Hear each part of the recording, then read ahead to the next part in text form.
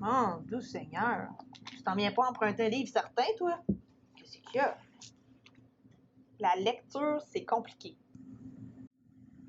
Ben, tu tournes les pages, puis tu lis ce qui est écrit. C'est pas ça que ton prof de français a dit. Elle a dit que pour lire, pour être un bon lecteur, il faut comprendre, interpréter, réagir et juger. Ouais. Ben, elle a pas tort, là, mais comme ça a l'air compliqué, mais les dimensions de la lecture, là, c'est pas du chinois, là, c'est simple. Je vais t'aider.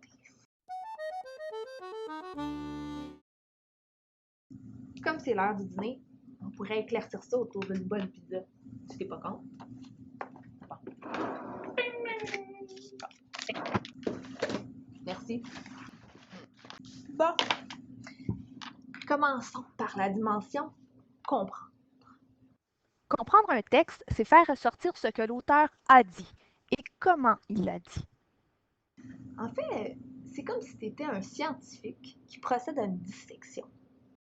Observons cette pizza. Scalpel. J'ai dit scalpel. Scalpel. Alors, comme vous pouvez le constater, elle est ronde.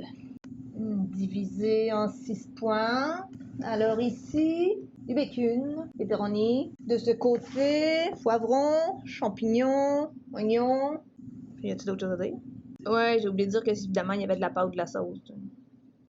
Tu comprends? Maintenant, c'est quoi comprendre? Oublie ça. Ouais. Bon. En fait, comprendre un texte, c'est comme comprendre une pizza. Tu l'analyses, tu la dissèques pour être capable de voir c'est quoi les éléments importants. Interpréter, c'est un peu différent. Il faut pousser l'analyse un peu plus loin. Interpréter, c'est faire ressortir ce que tu penses que l'auteur a voulu dire et dans quel but, en t'appuyant sur divers indices du texte et sur tes repères culturels. C'est comme jouer au détective. Tu fais des liens entre les différents éléments du texte, aussi avec le contexte, tes connaissances. Puis à partir de ça, tu essaies d'émettre des hypothèses sur le sens que tout ça peut avoir. Dis donc, Watson, as-tu remarqué que cette pizza contient moitié viande, moitié légumes? Je crois que la personne qui la mangera vit un grand débat intérieur entre l'alimentation végétarienne et l'alimentation carnivore. À moins que cette pizza ne soit destinée à 2 personnes. Elle incarnerait alors le partage dans le respect des goûts individuels. Qu'en penses-tu? En effet, les 2 hypothèses sont possibles. T'as peut-être même d'autres idées. L'important quand on interprète, c'est de lire entre les lignes, mais sans entrer en contradiction avec le texte lui-même. Bon, jusqu'ici, ton travail exigeait là, que tu analyses bien le texte. Maintenant, il faut être capable de prendre position. Il y a 2 façons de le faire. Une avec ton cœur, l'autre avec ta tête. La tête d'abord. Juger, c'est faire ressortir les forces et les faiblesses d'un texte en fonction de critères de qualité. Là, c'est le temps de jouer au juge. Prêt, votre honneur? La question est de savoir si cette pizza est de qualité ou non. Encore faut-il savoir ce qu'est une pizza de qualité. Sur quels critères reposera notre évaluation? En tant que juge, je dois m'appuyer sur des lois, des critères objectifs et non sur mes goûts personnels. J'aurais tendance à évaluer l'équilibre des ingrédients, la présentation, le goût et la cuisson. D'après mes connaissances en matière de pizza, je dois dire que celle-ci contient juste une bonne dose de chaque ingrédient. La présentation est acceptable sans être original. Et je crois que j'ai oublié un critère. Quant au goût, à la cuisson, je dirais exquis, bien que ce soit plutôt froid.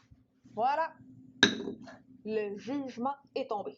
Point positif, point négatif, en fonction de critères de qualité. Évidemment, on peut voir les choses différemment, avec le cœur.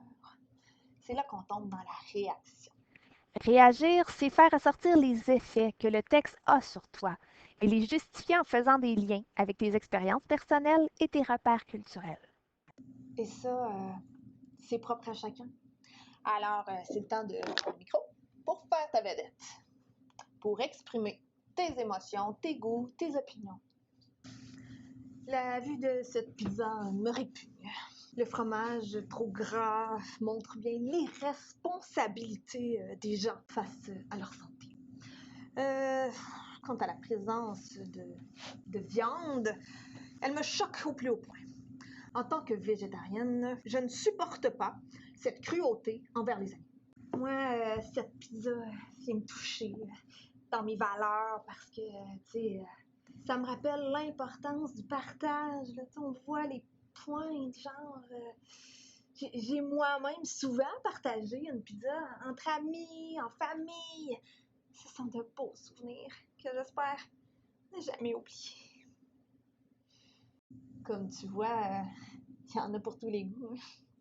En fait, l'important lorsqu'on réagit, c'est surtout de justifier ses émotions, ses impressions, ses réflexions.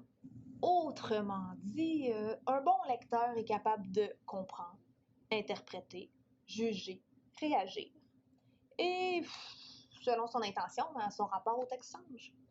Regarde. Lorsqu'il démontre sa compréhension, le lecteur fait toute la place au texte pour expliquer de quoi il est fait. Lorsqu'il interprète, le lecteur donne une signification plus personnelle au texte. Il prend donc un peu plus de place. Mais en aucun cas, il ne peut contredire le texte qui demeure le plus important. Lorsqu'il juge un texte, le lecteur émet son opinion sur les forces et les faiblesses de celui-ci. Sa place est donc considérable, mais il doit tout de même s'appuyer sur le texte pour justifier son opinion. Lorsqu'il réagit, le lecteur prend presque toute la place. Il exprime l'effet que certains éléments du texte a eu sur lui en fonction de son vécu, de ses valeurs, de ses connaissances personnelles. Bon, ça va mieux? Ouais, pour la pizza, oui, mais t'aimerais pratiquer un peu plus avec des textes. Bon, viens me voir un autre jour. On va pouvoir se pratiquer ensemble. Je te trouverai des textes pour qu'on puisse se pratiquer. T'en veux un peu avant de partir? Non. Ah. OK. Bye.